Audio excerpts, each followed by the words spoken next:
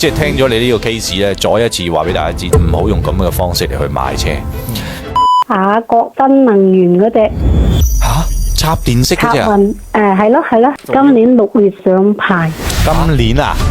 係喎，庫存車嚟喎。24年嘅3月份出廠啊。當時點解又中意佢呢？當時佢話撳呢個按鍵掛檔咧唔出噶啦，就係咁樣就係買咗翻嚟啦。我而家坐又坐得唔舒服，好想我就換車啦，尊貴版。即係238800嘅指導價喎。係啊，落地16萬幾啫嘛。你咪話俾我知你貸款噶喎。係啊。怪唔得你16萬幾啦。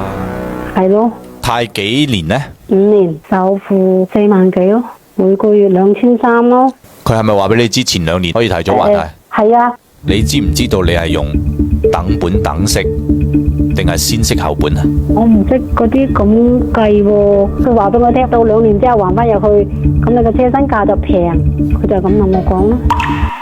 庫存車本來就要比正常嘅車平嘅，呢個第一。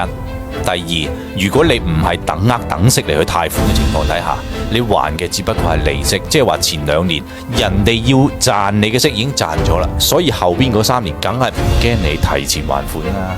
第三個，你仲要1年都未夠就賣，大部分嘅民用車第1年嘅貶值率係最大嘅。係咯。反正我覺得而家你咁計翻，你嘅成本可能去到比正常存款買嘅車呢係貴咗大概2萬蚊到啦。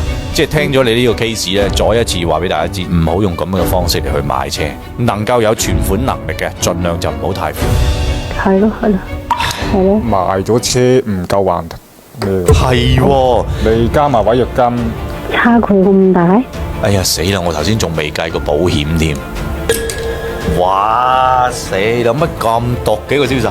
你個違約金呢，有啲係按貸款金額去計，有啲係按剩低幾多本金去計。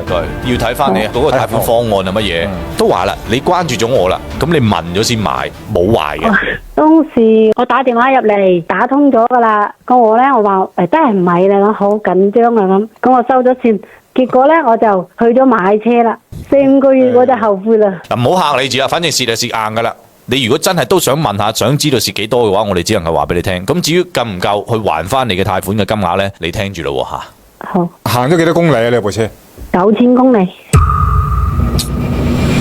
庫存車啊，因為我平嘅話就12萬零啊，咁你貸款應該就係可能20萬蚊緊咯。好嘅。庫存車呢，好嘅地方就係佢可以講價，而且個優惠力度可以好大。但係如果冇優惠嘅情況底下，基本上全部都係唔好嘅。下次買車問一問先，好唔好？好嘅。